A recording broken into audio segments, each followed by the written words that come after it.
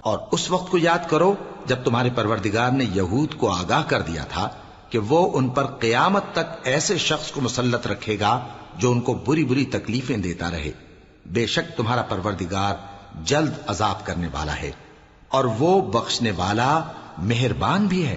اور ہم نے ان کو جماعت جماعت کر کے ملک میں منتشر کر دیا، بعض ان میں سے نیکوکار ہیں اور بعض اور طرح کے یعنی بدکار، اور ہم آسائشوں اور تکلیفوں دونوں سے ان کی آزمائش کرتے رہے تاکہ ہماری طرف رجوع کریں۔ پھر ان کے بعد ناخلف ان کے قائم مقام ہوئے جو کتاب کے وارث بنے۔ یہ لوگ اس حقیر دنیا کا مال و متاع لے لیتے ہیں اور کہتے ہیں کہ ہم بخش دیے جائیں گے، اور اگر ان کے سامنے بھی ویسا ہی مال آ جاتا ہے تو وہ بھی اسے لے لیتے ہیں۔ کیا ان سے کتاب کی نسبت عہد نہیں لیا گیا تھا کہ اللہ پر سچ کے سوا اور کچھ نہیں کہیں گے؟ اور جو کچھ اس کتاب میں ہے اس کو انہوں نے پڑھ بھی لیا ہے، اور آخرت کا گھر پرہیزگاروں کے لیے بہتر ہے، کیا تم سمجھتے نہیں؟ اور جو لوگ کتاب کو مضبوط پکڑے ہوئے ہیں اور نماز کا اہتمام کرتے ہیں ان کو ہم اجر دیں گے کہ ہم نیکوکاروں کا اجر ضائع نہیں کرتے۔ اور جب ہم نے ان کے سروں پر پہاڑ اٹھا کھڑا کیا گویا وہ سائبان تھا، اور انہوں نے خیال کیا کہ وہ ان پر گرتا ہے، تو ہم نے کہا کہ جو ہم نے تمہیں دیا ہے اسے زور سے پکڑے رہو، اور جو اس میں لکھا ہے اسے یاد رکھو تاکہ پرہیزگار بن جاؤ۔ اور جب تمہارے پروردگار نے بنی آدم سے یعنی ان کی پیٹھوں سے ان کی اولاد نکالی تو ان سے خود ان کے مقابلے میں اقرار کرا لیا، یعنی ان سے پوچھا کیا میں تمہارا پروردگار نہیں ہوں؟ وہ کہنے لگے کیوں نہیں، ہم گواہ ہیں کہ تو ہمارا پروردگار ہے۔ یہ اقرار اس لیے کرایا تھا کہ قیامت کے دن کہیں یوں نہ کہنے لگو کہ ہم کو تو اس کی خبر ہی نہ تھی، یا یہ نہ کہو کہ شرک تو پہلے ہمارے بڑوں نے کیا تھا اور ہم تو ان کی اولاد تھے جو ان کے بعد پیدا ہوئے، تو کیا جو کام اہل باطل کرتے رہے اس کے بدلے تو ہمیں ہلاک کرتا ہے؟ اور اسی طرح ہم اپنی آیتیں کھول کھول کر بیان کرتے ہیں تاکہ یہ رجوع کریں۔ اور ان کو اس شخص کا حال پڑھ کر سنا دو جس کو ہم نے اپنی آیتیں عطا فرمائیں اور اس کو علم کے لبادے سے آراستہ کیا تو اس نے اس کو اتار پھینکا، پھر شیطان اس کے پیچھے لگا تو وہ گمراہوں میں ہو گیا۔ اور اگر ہم چاہتے تو ان آیتوں سے اس کے درجے کو بلند کر دیتے، مگر وہ تو پستی کی طرف مائل ہو گیا اور اپنی خواہش کے پیچھے چل پڑا، تو اس کی مثال کتے کی سی ہو گئی کہ اگر اس پر حملہ کرو تو زبان نکالے رہے، یا اسے یوں ہی چھوڑ دو تو بھی زبان نکالے رہے۔ یہی مثال ان لوگوں کی ہے جنہوں نے ہماری آیتوں کو جھٹلایا، تو ان سے یہ قصہ بیان کر دو تاکہ وہ فکر کریں۔ جن لوگوں نے ہماری آیتوں کی تکذیب کی ان کی مثال بری ہے، اور انہوں نے نقصان کیا تو اپنا ہی کیا۔ جس کو اللہ ہدایت دے وہی راہیاب ہے، اور جس کو گمراہ رہنے دے تو ایسے ہی لوگ نقصان اٹھانے والے ہیں۔ اور ہم نے بہت سے جن اور انسان دوزخ کے لیے پیدا کیے ہیں، ان کے دل ہیں لیکن ان سے سمجھتے نہیں، اور ان کی آنکھیں ہیں مگر ان سے دیکھتے نہیں، اور ان کے کان ہیں پر ان سے سنتے نہیں۔ یہ لوگ بالکل چوپایوں کی طرح ہیں بلکہ ان سے بھی زیادہ بھٹکے ہوئے۔ یہی وہ ہیں جو غفلت میں پڑے ہوئے ہیں۔ اور اللہ کے سب نام اچھے ہی اچھے ہیں تو اس کو انہی ناموں سے پکارا کرو، اور جو لوگ اس کے ناموں میں کجی اختیار کرتے ہیں ان کو چھوڑ دو، وہ جو کچھ کر رہے ہیں ان قریب اس کی سزا پائیں گے۔ اور ہماری مخلوقات میں سے وہ لوگ بھی ہیں جو حق کا رستہ بتاتی ہیں اور اسی کے مطابق انصاف کرتی ہیں۔ اور جن لوگوں نے ہماری آیتوں کو جھٹلایا ان کو ہم بتدریج اس طرح پکڑیں گے کہ ان کو معلوم ہی نہیں ہوگا، اور میں ان کو مہلت دیے جاتا ہوں، میری تدبیر بڑی مضبوط ہے۔ کیا انہوں نے غور نہیں کیا کہ ان کے رفیق یعنی پیغمبر کو کسی طرح کا بھی جنون نہیں ہے، وہ تو صاف صاف خبردار کرنے والے ہیں۔ کیا انہوں نے آسمان اور زمین کی بادشاہت میں اور جو چیزیں اللہ نے پیدا کی ہیں ان پر نظر نہیں کی، اور اس بات پر خیال نہیں کیا کہ عجب نہیں کہ ان کی موت کا وقت نزدیک پہنچ گیا ہو؟ تو اس کے بعد وہ اور کس بات پر ایمان لائیں گے؟ جس شخص کو اللہ گمراہ رہنے دے اس کو کوئی ہدایت دینے والا نہیں، اور وہ ان گمراہوں کو چھوڑے رکھتا ہے کہ اپنی سرکشی میں پڑے بہکتے رہے۔ یہ لوگ تم سے قیامت کے بارے میں پوچھتے ہیں کہ اس کے واقع ہونے کا وقت کب ہے؟ کہہ دو کہ اس کا علم تو میرے پروردگار ہی کو ہے، وہی اسے اس کے وقت پر ظاہر کر دے گا۔ وہ آسمان اور زمین میں ایک بھاری بات ہوگی اور ناگہاں تم پر آ جائے گی۔ یہ تم سے اس طرح دریافت کرتے ہیں کہ گویا تم اس سے بخوبی واقف ہو. کہو کہ اس کا علم تو اللہ ہی کو ہے، لیکن اکثر لوگ یہ نہیں جانتے. کہہ دو کہ میں اپنے فائدے اور نقصان کا کچھ بھی اختیار نہیں رکھتا مگر وہ جو اللہ چاہے، اور اگر میں غیب کی باتیں جانتا ہوتا تو بہت سے فائدے جمع کر لیتا اور مجھ کو کوئی تکلیف نہ پہنچتی. میں تو مومنوں کو ڈر اور خوشخبری سنانے والا ہوں. وہ اللہ ہی تو ہے جس نے تم کو ایک شخص سے پیدا کیا اور اس سے اس کا جوڑا بنایا تاکہ اس سے راحت حاصل کرے. سو جب وہ اس کے پاس جاتا ہے تو اسے ہلکا سا حمل رہ جاتا ہے اور وہ اس کے ساتھ چلتی پھرتی ہے. پھر جب وہ بوجھ محسوس کرتی ہے یعنی بچہ پیٹ میں بڑا ہوتا ہے تو دونوں میاں بیوی اپنے پروردگار اللہ سے التجا کرتے ہیں کہ اگر تو ہمیں صحیح و سالم بچہ دے گا تو ہم تیرے شکر گزار ہوں گے.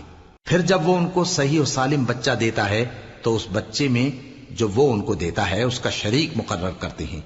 سو جو شرک وہ کرتے ہیں اللہ کا رتبہ اس سے بلند ہے. کیا وہ ایسوں کو شریک بناتے ہیں جو کچھ بھی پیدا نہیں کر سکتے اور خود پیدا کیے جاتے ہیں اور نہ ان کی مدد کی طاقت رکھتے ہیں اور نہ اپنی ہی مدد کر سکتے ہیں. اور اگر تم ان کو سیدھے رستے کی طرف بلاؤ تو تمہارا کہا نہ مانے. تمہارے لیے برابر ہے کہ تم ان کو بلاؤ یا چپ کے ہو رہو. مشرکو، جن کو تم اللہ کے سوا پکارتے ہو تمہاری طرح کے بندے ہی ہیں. اچھا تم ان کو پکارو، اگر سچے ہو تو چاہیے کہ وہ تم کو جواب بھی دیں. بھلا ان کے پاؤں ہیں جن سے چلیں، یا ہاتھ ہیں جن سے پکڑیں، یا آنکھیں ہیں جن سے دیکھیں، یا کان ہیں جن سے سنیں؟ کہہ دو کہ اپنے شریکوں کو بلا لو اور میرے بارے میں جو تدبیر کرنی ہو کر لو اور مجھے کچھ مہلت بھی نہ دو، پھر دیکھو کہ وہ میرا کیا کر سکتے ہیں. میرا مددگار تو اللہ ہی ہے جس نے کتاب برحق نازل کی اور وہ نیک لوگوں کو دوست رکھتا ہے. اور جن کو تم اللہ کے سوا پکارتے ہو وہ نہ تمہاری مدد کی طاقت رکھتے ہیں اور نہ خود اپنی ہی مدد کر سکتے ہیں. اور اگر تم ان کو سیدھے رستے کی طرف بلاؤ تو سن نہ سکیں، اور تم انہیں دیکھتے ہو کہ بظاہر آنکھیں کھولے تمہاری طرف دیکھ رہے ہیں مگر فی الواقع کچھ نہیں دیکھتے. اے نبی، عفو و درگزر اختیار کرو اور نیک کام کرنے کا حکم دو اور جاہلوں سے کنارہ کر لو. اور اگر شیطان کی طرف سے تمہارے دل میں کسی طرح کا وسوسہ پیدا ہو تو اللہ سے پناہ مانگو، بے شک وہ سننے والا ہے، سب کچھ جاننے والا ہے. جو لوگ پرہیزگار ہیں جب ان کو شیطان کی طرف سے کوئی وسوسہ پیدا ہوتا ہے تو چونک پڑتے ہیں اور دل کی آنکھیں کھول کر دیکھنے لگتے ہیں، اور ان کفار کے بھائی انہیں گمراہی میں کھینچے جاتے ہیں، پھر اس میں کسی طرح کی کوتاہی نہیں کرتے. اور جب تم ان کے پاس کچھ دنوں تک کوئی آیت نہیں لاتے تو کہتے ہیں کہ تم نے اپنی طرف سے کیوں نہیں بنا لی. کہہ دو کہ میں تو اسی حکم کی پیروی کرتا ہوں جو میرے پروردگار کی طرف سے میرے پاس آتا ہے. یہ قرآن تمہارے پروردگار کی جانب سے دانش و بصیرت اور مومنوں کے لیے ہدایت اور رحمت ہے.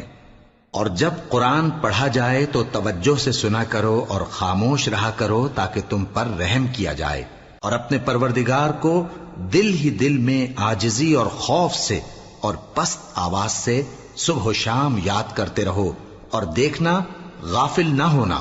جو لوگ تمہارے پروردگار کے پاس ہیں وہ اس کی عبادت سے روگردانی نہیں کرتے اور اس پاک ذات کو یاد کرتے اور اس کے آگے سجدے کرتے رہتے ہیں. شروع اللہ کا نام لے کر جو بڑا مہربان نہایت رحم والا ہے. اے نبی، مجاہد لوگ تم سے غنیمت کے مال کے بارے میں دریافت کرتے ہیں کہ کیا حکم ہے. کہہ دو کہ غنیمت اللہ اور اس کے رسول کا مال ہے، تو اللہ سے ڈرو اور آپس میں صلح رکھو، اور اگر ایمان رکھتے ہو تو اللہ اور اس کے رسول کے حکم پر چلو. مومن تو وہ ہیں کہ جب اللہ کا ذکر کیا جاتا ہے تو ان کے دل ڈر جاتے ہیں، اور جب انہیں اس کی آیتیں پڑھ کر سنائی جاتی ہیں تو ان کا ایمان اور بڑھ جاتا ہے، اور وہ اپنے پروردگار پر بھروسہ رکھتے ہیں.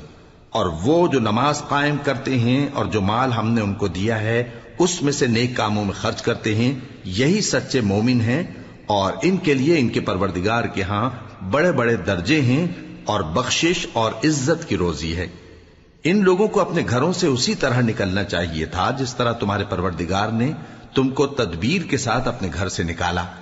اور اس وقت مومنوں کی ایک جماعت ناخوش تھی، وہ لوگ حق بات میں اس کے ظاہر ہونے کے بعد تم سے جھگڑنے لگے، گویا موت کی طرف ہانکے جاتے ہیں، اور اسے دیکھ رہے۔ اور اس وقت کو یاد کرو جب اللہ تم سے وعدہ کرتا تھا کہ ابو سفیان اور ابو جہل کے 2 گروہوں میں سے ایک گروہ تمہارے لیے مغلوب ہو جائے گا، اور تم چاہتے تھے کہ جو قافلہ بے شان و شوکت یعنی بے ہتھیار ہے وہ تمہارے ہاتھ آ جائے، اور اللہ چاہتا تھا کہ اپنے فرمان سے حق کو قائم رکھے اور کافروں کی جڑ کاٹ دے، تاکہ سچ کو سچ اور جھوٹ کو جھوٹ کر دے، گو مشرک ناخوش ہی ہوں۔ جب تم لوگ اپنے پروردگار سے فریاد کرتے تھے تو اس نے تمہاری دعا قبول کر لی اور فرمایا کہ تسلی رکھو، ہم 1000 فرشتوں سے جو ایک دوسرے کے پیچھے آتے جائیں گے تمہاری مدد کریں گے۔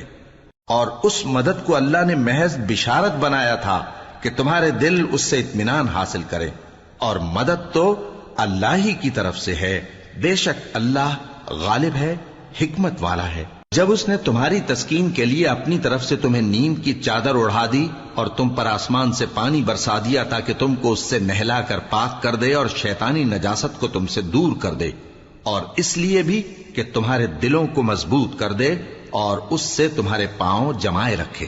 جب تمہارا پروردگار فرشتوں کو ارشاد فرماتا تھا کہ میں تمہارے ساتھ ہوں، تم مومنوں کو تسلی دو کہ ثابت قدم رہیں، میں ابھی کافروں کے دلوں میں روب و ہیبت ڈالے دیتا ہوں، سو ان کی گردنیں اڑا دو اور ان کی پور پور توڑ دو۔ یہ سزا اس لیے دی گئی کہ انہوں نے اللہ اور اس کے رسول کی مخالفت کی، اور جو شخص اللہ اور اس کے رسول کی مخالفت کرتا ہے تو اللہ بھی سخت عذاب دینے والا ہے۔ یہ مزہ تو یہاں چکھو، اور یہ سمجھ لو کہ کافروں کے لیے آخرت میں دوزخ کا عذاب بھی تیار ہے۔ اے اہل ایمان، جب میدان جنگ میں کفار سے تمہارا مقابلہ ہو تو ان سے پیٹھ نہ پھیرنا، اور جو شخص جنگ کے روز اس صورت کے سوا کہ لڑائی کے لیے کنارے کنارے چلے یعنی حکمت عملی سے دشمن کو مارے یا اپنی فوج میں جا ملنا چاہے، ان سے پیٹھ پھیرے گا تو سمجھو کہ وہ اللہ کے غضب میں گرفتار ہو گیا، اور اس کا ٹھکانہ دوزخ ہے، اور وہ بہت ہی بری جگہ ہے۔ بس تم لوگوں نے ان کفار کو قتل نہیں کیا بلکہ اللہ نے انہیں قتل کیا، اور اے نبی، جس وقت تم نے کنکریاں پھینکی تھیں تو وہ تم نے نہیں پھینکی تھی بلکہ اللہ نے پھینکی تھی۔ اس سے غرض یہ تھی کہ مومنوں کو اپنے احسانوں سے اچھی طرح آزما لے، بے شک اللہ سنتا ہے، جانتا ہے۔ ہوا بھی یوں ہی، اور کچھ شک نہیں کہ اللہ کافروں کی تدبیر کو کمزور کر دینے والا ہے۔ کافروں، اگر تم فیصلہ چاہتے ہو تو تمہارے پاس فیصلہ آ چکا، اگر تم اپنے افعال سے باز آ جاؤ تو تمہارے حق میں بہتر ہے، اور اگر پھر نافرمانی کرو گے تو ہم بھی پھر تمہیں عذاب کریں گے، اور تمہاری جماعت خواہ کتنی ہی بڑی ہو تمہارے کچھ بھی کام نہ آئے گی، اور اللہ تو مومنوں کے ساتھ ہے۔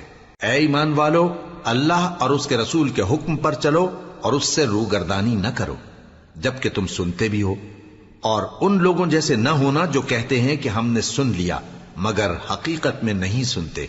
کچھ شک نہیں کہ اللہ کے نزدیک تمام جانداروں میں بدترین وہ بہرے گونگے لوگ ہیں جو عقل سے کام نہیں لیتے، اور اگر اللہ ان میں خیر کی طلب دیکھتا تو ان کو سننے کی توفیق بخشتا، اور اگر یوں ہی انہیں سنوا دیتا تو وہ منہ پھیر کر بھاگ جاتے۔ مومنوں، اللہ اور اس کے رسول کا حکم قبول کرو، جبکہ رسول تمہیں ایسے کام کے لیے بلاتے ہیں جو تم کو زندگی جاوداں بخشتا ہے، اور جان رکھو کہ اللہ آدمی اور اس کے دل کے درمیان حائل ہو جاتا ہے، اور یہ بھی کہ تم سب اس کے روبرو جمع کیے جاؤ گے۔